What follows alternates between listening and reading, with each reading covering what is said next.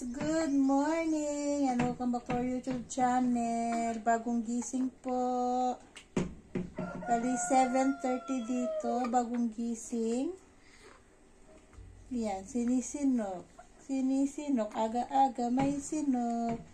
Ayun ang aming kuya. Tagabukas ng aming bintana. Hi guys! Good morning! And welcome back to our YouTube channel. So ayan, tulog na ang aking inakay. Inakay. Ngayon, hindi ako makapaglinis kasi wala kaming kuryente. Hindi ako makapag-vacuum. Kasi kung yung brush naman ang gagamitin ko, yung brush ba na ginawa ni Ama, marami kasi siyang marami siyang kuto-kuto, lalong madumi ang floor. Kaya ayaw ko siyang gamitin. So, mag-aantay ako, maglalaba din kasi ako. Kaya habang inaantay ko yung kuryente nga, kasi magkakaroon naman ng kuryente maya-maya, mag-harvest muna ako ng kulitis. Uy, may itlog yung... Papa, there's one egg in the cage! May itlog yung manok. Mag-harvest muna ako ng kulitis, igigisa ko lang siya na may bawang. Kasi may niluto si Asis kahapon. Ay, kagabi, yung cauliflower na may patatas, marami pa kasi yun. Yun ang magiging ulam niya. Ngayon, gusto ko nito. Kasi sayang kung hindi kukunin, matigas na. Ito siya guys, oh. Kung hindi kukunin to, sayang naman.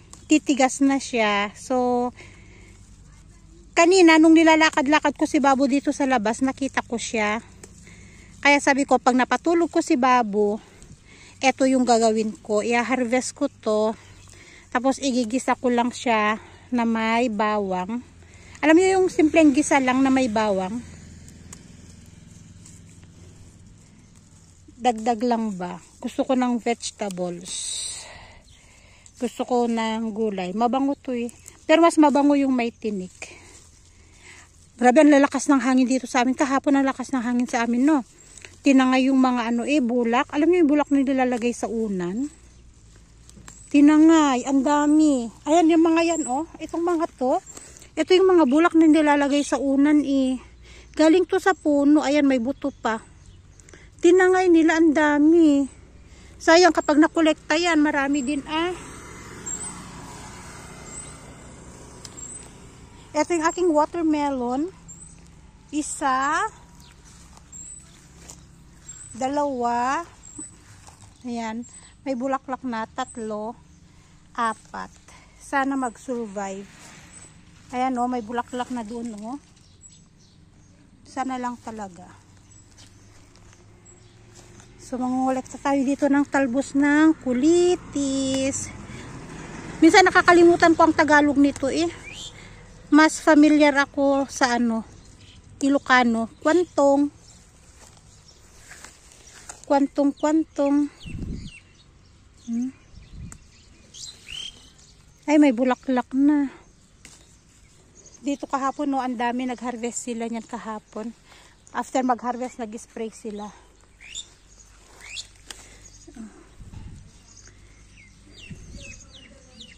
Oh. Bakit parang may tinik to? Nararamdaman ko may tumutusok. Oh, pwede na yan, oh. Sa akin lang naman, eh. Next, mag-harvest tayo ng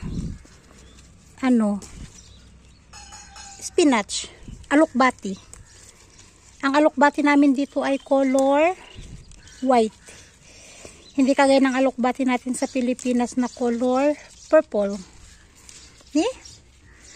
Gaganda kasi ng ang gaganda ng dahon, sayang. May mga maliliit na talbos.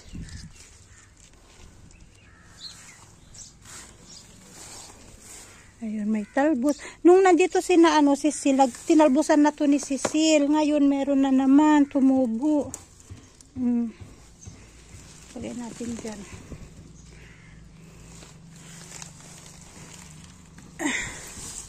Gustong tanggalin na Asis. Sabi ko, itrim mo lang, wag mong tanggalin na Alam niyo yun? Sabi ko sa kanya, itrim lang, wag yung talagang tanggal. Kasi sayang. Oh. Tingnan nyo, oh. Ang ganda ng ano, talbos. Mm.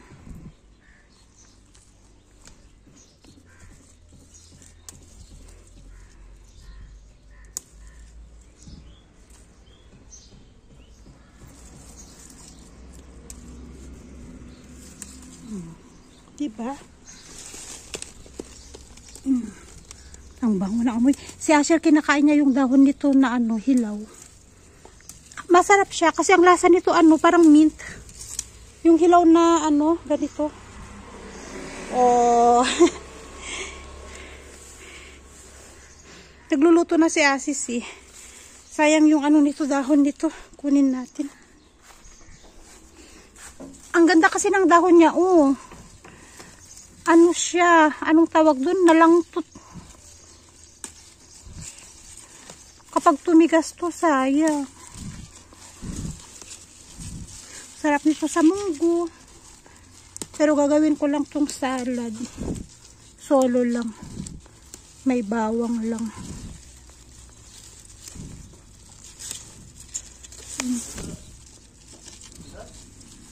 Ganda ng dahon, ah.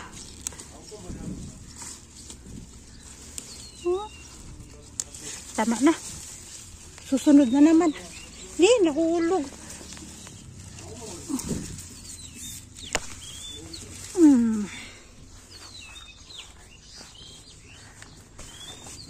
Oh. Hi guys, o yan, kain na tayo. Ni, bakit dala-dalawang kutsara ko? Sige na, ayan o. Oh, ginisa ko lang siya sa bawang. So, yan yung magiging ulam natin.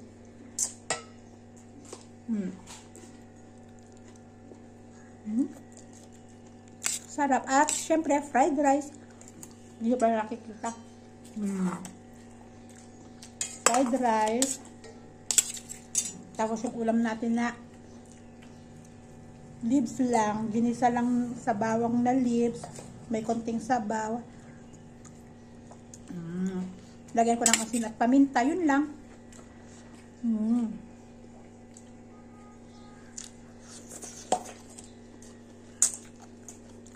Sarap.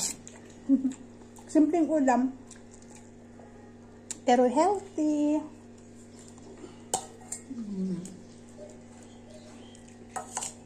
Ano lang tayo, padahon-dahon lang ang ulam natin ngayon.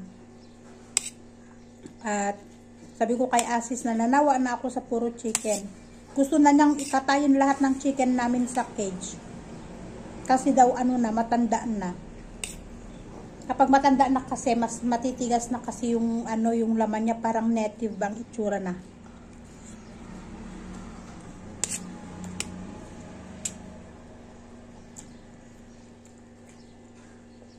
May 3 pang natira. Isang babae, 2 rooster.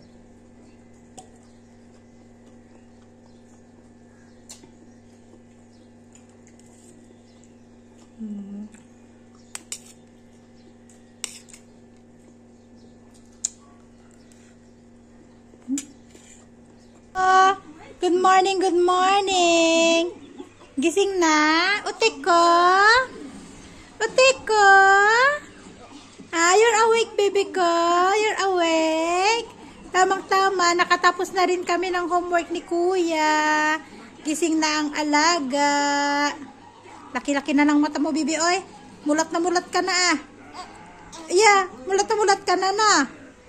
Dati, palaging nakapikit, tulog-tulog lang. Ngayon, laki-laki na ng mata. Bibi? Oh, kita na ang tiyan. Kita ang tiyan. Baba natin t-shirt. Antok pa? Antok pa, bibi?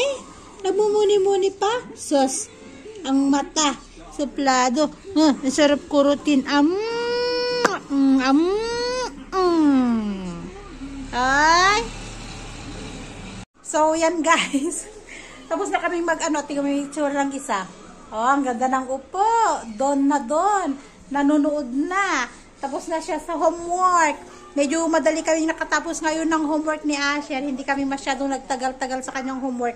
Kasi medyo mabilis-bilis na siya na magsulat ngayon. Hindi kagaya dati na maraming intermission.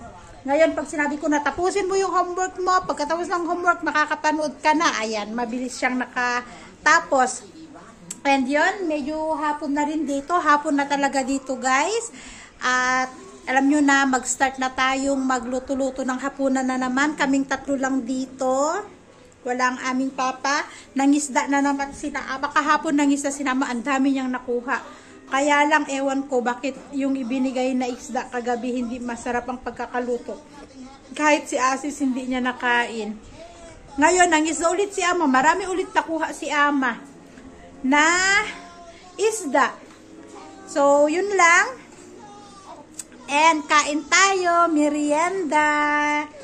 Kumain ako kanina ng chapati.